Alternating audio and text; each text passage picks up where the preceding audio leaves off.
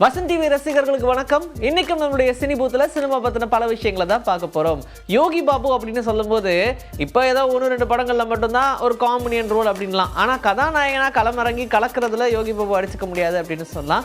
ரெண்டுமே பேலன்சிங்கா பண்றதுதான் ஒரு காமெடியோட வேலை அப்படின்ற மாதிரி ஆயிடுச்சு. இப்போ ஒரு பக்கம் ஒரு பெரிய படத்துல காமெடியனா நடிச்சாலும் தனியா ஒரு சின்ன பட்ஜெட் படத்துல கதாநாயகனா நடிக்கிறாங்க. இது யூஸ்வலா நடக்கிற ஒரு விஷயம் தான். அப்படிதான் சூரி, சந்தானம், யோகி பாபு அப்படின்னு சொல்லி எல்லாருமே வந்துகிட்டு இருக்காங்க.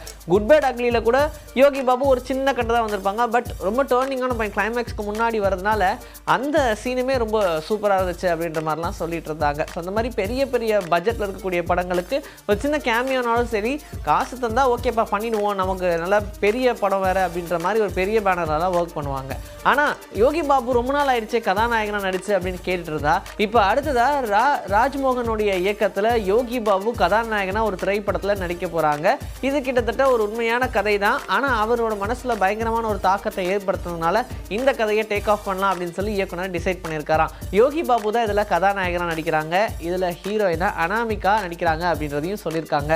ஆல்மோஸ்ட் பார்த்தோம் அப்படின்னா இந்த படத்துடைய பூஜையெல்லாம் ஸ்டார்ட் பண்ணிட்டாங்க. கதைக்களம் எப்படி இருக்க போகுது அப்படின்னா, இரும்பு கடை தொழிலாளியாக இருக்கக்கூடிய ஒரு இளைஞர், அவருடைய வாழ்க்கையில் நடக்கக்கூடிய பிரச்சனைகள் அண்ட் அவருடைய காதல் அப்படின்னு சொல்லி அவரையே சுற்றி நடக்கக்கூடிய ஒரு சில விஷயங்களை மையமாக வச்சு தான் இந்த திரைப்படத்தை எடுத்திருக்காங்க. நிஜமாவே ஒருத்தரை பார்த்து இன்ஸ்பயர் ஆனதுனால தான் இந்த கதையை எடுக்கணும்னு தோணுச்சுன்னு சொல்லியிருந்தாங்க. அதனால் ஆல்மோஸ்ட் இந்த திரைப்படம் இந்த வருஷத்துடைய இறுதிக்குள்ளேயே திரைக்கு வரணும் அப்படின்ற மாதிரி தான் டீம் பிளான் பண்ணியிருக்காங்களாம். அதுக்காகவே வேகமாக இந்த படத்துடைய ஷூட்டிங்கை ஆரம்பிக்க போகிறாங்க. யுவன் தந்திரன் அப்படின்ற படம் மூலியமாக கதாநாயகியை அறிமுகமானாங்க தமிழில் ஸ்ரதா ஸ்ரீநாத். அதுக்கப்புறமா விக்ரம் ரேதா, ரிச்சி அப்படின்னு சொல்லி நிறைய படங்களை நடிச்சிட்டு இருந்தாங்க. ஆனால் ரீசெண்டாக வந்த படங்கள்னு பார்க்கும்போது ஸ்ரதா ஸ்ரீநாத் ஏதோ ஒரு சின்ன சின்ன கேரக்டர்ஸ் தான் வந்து பண்ணிட்டு இருந்தாங்க. கதாநாயகியாக தமிழில் எதுவும் பெருசாக பண்ணலையப்பா அப்படின்னு கேட்டால், இப்போ மறுபடியும் கதாநாயகியாக களமிறங்கியிருக்காங்க அப்படின்னு தான் சொல்கிறாங்க. கலியுகம் அப்படின்ற திரைப்படம், இந்த படத்தில் கதாநாயகியாக நடிச்சிருக்காங்க. ஆக்சுவலாகவே இந்த திரைப்படத்தை பற்றி நிறைய விஷயங்களை டேரக்டருமே சொல்லியிருக்காரு. இந்த படத்தோட இயக்குனரான பிரமோத் சுந்தர் இந்த படத்தை பற்றி சொல்லும்போது, கலியுகம் அப்படின்னு டைட்டில் வைக்கும் போதே தெரியலைங்களா, ஆக்சுவலாகவே இப்போ நம்மளுடைய உலகத்தில் கொஞ்சம் கொஞ்சமாக இந்த பாசம், அன்பு எல்லாமே அழிஞ்சுக்கிட்டே இருக்குது. இந்த மாதிரியான ஒரு உலகத்தில் வாழ்கிறதே பயங்கர ரிஸ்க்கு, பயங்கர ஹெவி டாஸ்க்கு. ஆனால் இதை தாண்டி இன்னும் போக போக போக ரொம்ப சுச்சுவேஷன் மோசமாக இருக்கும் இல்லையா? அப்படிப்பட்ட ஒரு சுச்சுவேஷனில் மக்கள் வாழும் போதும் அவங்க எப்படி அவங்களுடைய அன்புகள்லாம் பகிர்ந்துக்கிறாங்க, அதுக்காக எவ்வளோ கஷ்டப்படுறாங்க, மெனக்கிடுறாங்க அப்படின்ற ஒரு த்ரில்லர் திரைப்படமாக இந்த படம் உருவாகியிருக்கு அப்படின்னு சொல்கிறாங்க. விட்னஸ், இருக்கப்பட்டு இந்த மாதிரியான படங்கள்லாம் ஆந்தாலஜி படம் அப்படின்றனால அந்த கதைகளில் ஒரு கதையுடைய கதாநாயகியாக நடிச்சிட்டு இருந்தாங்க ஸ்ரதா ஸ்ரீநாத். இப்போ அவங்களுக்குன்னே ஒரு முழுமையான திரைப்படம் பல வருஷம் கழிச்சு கிடச்சிருக்கு. கிட்டத்தட்ட ஒரு 2.5-3 இயர்ஸ் கழிச்சு இப்போ மறுபடியும் அவங்களுக்கு ஒரு படம் கிடச்சிருக்கு கதாநாயகி. அதனால் இந்த படத்தில் கலக்கணும் அப்படின்னு சொல்லி ரொம்ப சிறப்பாகவே அவங்களுடைய நடிப்பை வெளிக்காமிச்சிருக்காங்களா. மே 9ஆம் தேதி இந்த திரைப்படம் திரைக்கு வர காத்திருக்கு. சூர்யாவுடைய நடிப்பில் கங்குவா அப்படின்ற படம் ரிலீஸ் ஆச்சு. ஆனால் அந்த படம் பெருசாக எதுவுமே பண்ணல அப்படின்ற ஒரு வருத்தம் மனசுக்குள்ளே இருந்துக்கிட்டே இருந்துச்சு. அதனாலேயே ஒரு சூப்பரான படம் கொடுக்கணும், அது ரசிகர்களால் ரசிக்கப்படணும் அப்படின்றதுக்காகவே ரெட்ரோ அப்படின்ற படம் கார்த்திக் சூப்பராக இப்போ ரெடி பண்ணியிருக்காங்க. படத்தோடைய ஆடியோ லான்ச் எல்லாம் பயங்கர கிராண்டாக நடந்துச்சுன்றதையும் நம்ம பார்த்தோம். இந்த படமும் ரிலீஸ்க்கு ரெடி ஆயிடுச்சு. ஸோ எல்லாரும் ரொம்ப ஈகராக வெயிட் பண்ணிட்டு இருக்கக்கூடிய ஒரு திரைப்படம். அடுத்ததாக ஆர்ஜே பாலாஜியோட இணைஞ்சு சூர்யா 45, அதாவது சூர்யாவுடைய 45வது திரைப்படத்தில் நடிக்கிறாங்க. அந்த படத்துடைய ஷூட்டிங்கும் ஓடிக்கிட்டு இருக்கு. த்ரிஷா அதில் கதாநாயகியாக நடிக்கிறாங்க.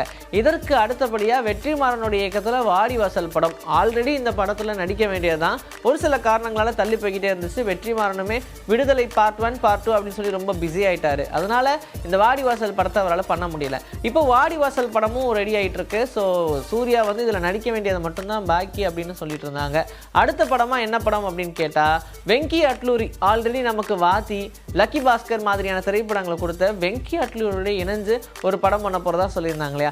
இப்போ சூர்யா 45 முடிச்சதுக்கு அப்புறமா வெங்கி அட்லூரியா இல்லை வாடிவாசல் படமா அப்படின்ற மாதிரி தான் இருக்குது. வெற்றிமாறனை சூஸ் பண்ணுவாரா இல்லை வெங்கி அட்லூரியை சூஸ் பண்ணுவாரா அப்படின்னு. ஏன்னா படத்துடைய வேகம் ரொம்ப அதிகமாகிட்டே போயிட்டு இருக்கு. இந்த வருஷத்தில் ஒரு 2 படம், அடுத்த வருஷத்தில் ஒரு 3 படம் அப்படின்ற மாதிரி கொடுத்தானுன்ற கட்டாயத்தில் நடிகர்கள் இருக்காங்க. அதனால் அதுக்காக ஓட ஆரம்பிக்கிறாங்க. இப்போ இந்த வெங்கி அட்லூரியுடைய இயக்கத்தில் உருவாகக்கூடிய படத்துடைய கதை நமக்கு தெரியும். இந்தியாவில் எப்படி முதல்ல இன்ஜின் உருவாச்சு அப்படின்னு சொல்லி அந்த கதையை மையமாக வச்சு எடுக்கிறாங்க அப்படின்னு. ரொம்ப சின்ன படமாகவே எடுத்துடலாம் அப்படின்ற மாதிரி பிளான் பண்ணியிருக்காங்களாம். அண்ட் இந்த படத்துடைய ஷூட்டிங் டேட்டுமே ரொம்ப கம்மியாக தான் இருக்கும். அதனால் இந்த படத்தை ஃபஸ்ட்டு முடிச்சிடும் அப்படின்ற மாதிரி பிளான் பண்ணுவார் அப்படின்ற மாதிரி நம்பப்படுது. ஜிவி பிரகாஷ் தான் இந்த திரைப்படத்துக்கு இசையமைக்க போகிறாராம். அண்ட் அவருமே அவருடைய வேலைகளை ஸ்டார்ட் பண்ணிட்டாரு. ஸோ இந்த படத்துக்கு என்னென்ன மாதிரியான மியூசிக்கெல்லாம் போட்டால் நல்லாயிருக்கும் அப்படின்னு சொல்லி ப்ரிப்பரேஷனை ஸ்டார்ட் பண்ணி வேலையே ஸ்டார்ட் பண்ணிட்டாரு அப்படின்ற மாதிரி சொல்கிறாங்க. அதனால் இந்த படமும் ஒரு பெரிய கிராண்ட் சக்ஸஸாக சூர்யா வெற்றியாக அமையும் அப்படின்ற மாதிரி தான் நம்புறாங்க. நிதிஷோடைய இயக்கத்தில் ராமாயணா அப்படின்ற படம் உருவாகிட்டு இருக்குன்றது நமக்கு தெரியும். இதில் ரன்வீர் கபூர் ராமனா நடிக்கிறாங்க, சீதா தேவியா சாய் பல்லவி நடிக்கிறாங்க, ராவணனா யஷ் நடிக்கிறாங்க அப்படின்னு சொல்லி இந்த மாதிரியான ஒரு காஸ்ட்டை அனௌன்ஸ் பண்ணதுமே ரசிகர்கள் மத்தியில் பெரிய ஆரவாரம் இருக்குது அப்படின்னு நம்ம சொல்லணும். இந்த வகையில் இந்த படத்துக்கு இசையமைப்பாளராக ஏஆர் ரகுமான் தான் உறுதியாக இருந்தாருன்றது நமக்கு தெரிஞ்சது தான். படத்துடைய வேலைகள்லாம் ஸ்டார்ட் பண்ணிட்டாங்க. 2026 தீபாவளி அப்போ இந்த படத்துடைய முதல் பாகம், 2027 தீபாவளி அப்போ இந்த படத்துடைய 2ஆம் பாகம் அப்படின்ற மாதிரி இப்போவே பிளான் பண்ணிட்டாங்க. ஸோ அதுக்கான வேலைகளும் ஓடிக்கிட்டு இருக்கு. ஆனால் இப்போ இந்த இசையமைப்பு பணிகளில் வெறும் ஏஆர் ரகுமான் மட்டும் இல்லாமல் இன்னும் ஒருத்தரையும் சேர்த்துருக்காங்க அப்படின்ற ஒரு விஷயம் ரசிகர்கள் மத்தியில் பெரிய ஒரு வரவேற்பு கொடுத்துருக்கு அப்படின்னே சொல்லலாம். அதுவும் சாதாரண நாள் கிடையாது. ஹாலிவுட்டில் ஒரு மிகப்பெரிய இசையமைப்பாளரை இந்த படத்துக்காக டைப் பண்ணியிருக்காங்க அப்படின்னு கேட்டதுமே பயங்கர ஷாக்கிங்காக தான் இருக்குது. லயன் கிங் மாதிரியான திரைப்படத்தெல்லாம் நம்ம பார்க்கும்போது என்ன மாதிரியான ஒரு மியூசிக் அப்படின்ற மாதிரி தான் இருக்கும். அந்த படத்துக்கு இசையமைச்ச ஹென்ஸ் ஜிம்மரோட தான் இப்போ கை கோர்த்துருக்காங்க அப்படின்ற மாதிரி சொல்கிறாங்க. ஆனால் இதை பற்றி கேட்கும் போது அவரே சீக்ரெட் அப்படின்ற மாதிரி சொல்லியிருக்கிறாரு. ஆக்சுவலாக இதை பற்றி கேட்டதும் அவர் இல்லை ஆமாங்க அப்படின்னு சொல்லியிருக்கலாம். ஆனால் அவர் மழுப்பாமல் இருக்காரு அப்படின்னா இப்போ மேபி கண்டிப்பாக இந்த திரைப்படத்தில் அவங்க ஜாயின் ஆகிட்டாங்க அப்படின்னு தான் அர்த்தம். ஸோ சீக்கிரமாகவே பிளாஸ்டிங்கான இசை, அதாவது உலகம் முழுக்க இந்த படத்தை பார்க்க வைக்கணும் அப்படின்றதுக்காகவே ஹாலிவுட்லேருந்து ஒரு ஆள் இறக்குன மாதிரி தான் இருக்குது.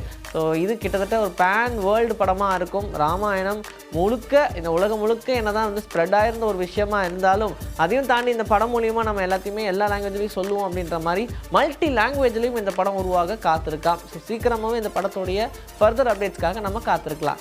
இன்றைக்கி நம்மளுடைய சினிபூத்தில் சினிமா பற்றின பல விஷயங்களை பார்த்தாச்சு. இதே மாதிரி அடுத்த எபிசோடில் உங்களை நான் வந்து சந்திக்கிறேன். Until then, this is bye from Vijay. Take care.